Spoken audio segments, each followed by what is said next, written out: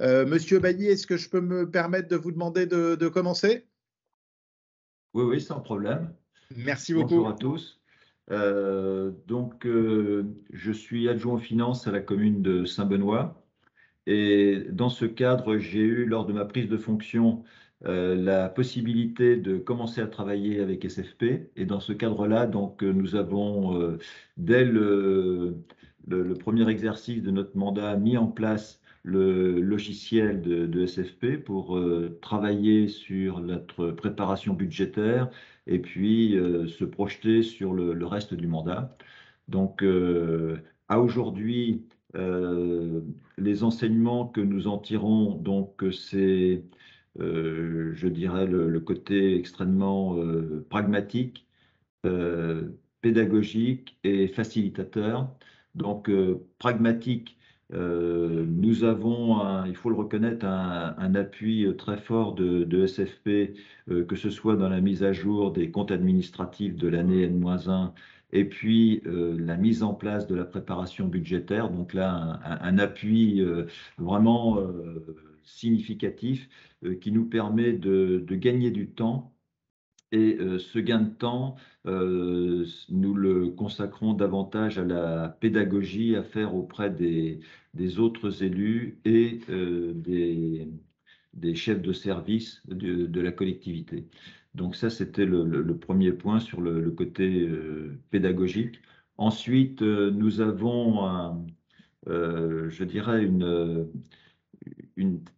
un côté facilitateur pour la prévision et avoir davantage de sérénité dans nos arbitrages. Je m'explique.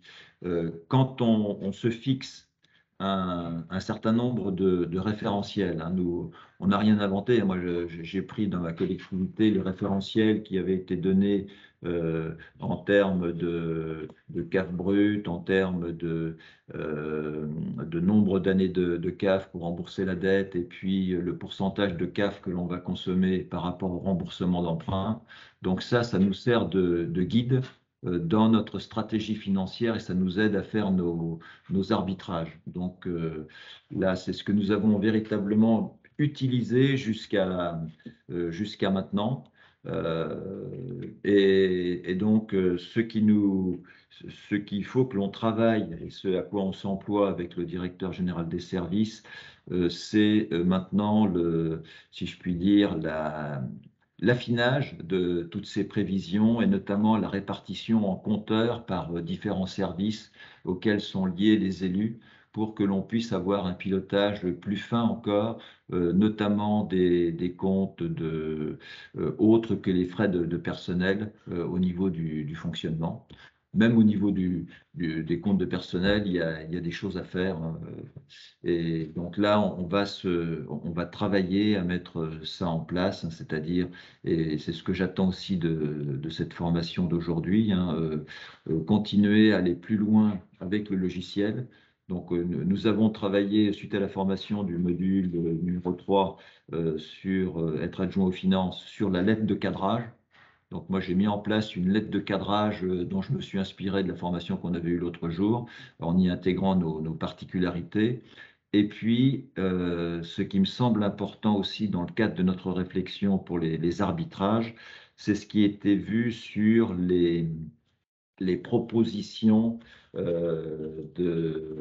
les propositions, enfin le recensement des propositions budgétaires, ou le fait de scinder celles-ci en obligatoires, récurrents et nouveaux, là doit nous permettre d'avoir une nouvelle dynamique pour aller encore plus loin dans le travail que l'on fait conjointement entre les élus et puis les chefs de service, hein. C'est-à-dire que on a on s'aperçoit que le niveau d'arbitrage, il n'est pas si élevé que ça, compte tenu de la part chez nous que prennent les frais personnels, hein, puisqu'on est pratiquement à 60%.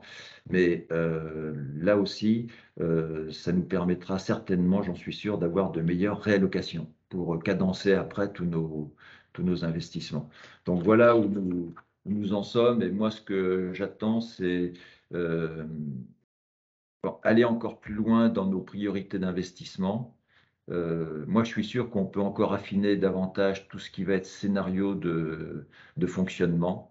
Et puis, j'ai fait une prévision d'atterrissage de ce qui sera mon futur compte administratif, mais là, je l'ai fait à la louche, quoi. Donc, c'est pas, c'est pas ce qu'il y a de plus génial, hein. Je suis à 50 000 euros près, donc c'est pas, je voudrais aller être plus fin dans cette approche-là.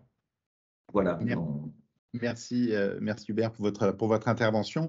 Est-ce que je peux me permettre aussi du coup de résumer ça en disant que vous étiez entre guillemets homme du chiffre parce que de mémoire vous travailliez avant dans les banques, donc les chiffres entre guillemets vous connaissiez mais vous connaissiez pas la particularité des collectivités, ça c'était le premier point. Et puis deuxième point, ce que j'entends dans votre présentation, c'est qu'au-delà du logiciel, au-delà de l'accompagnement, il y a aussi tout ce qui est lié à la formation qui vous permet, entre guillemets, d'aller plus loin et de bénéficier au maximum, entre guillemets, des avantages de la fonctionnalité de l'outil. Oui, bonne synthèse.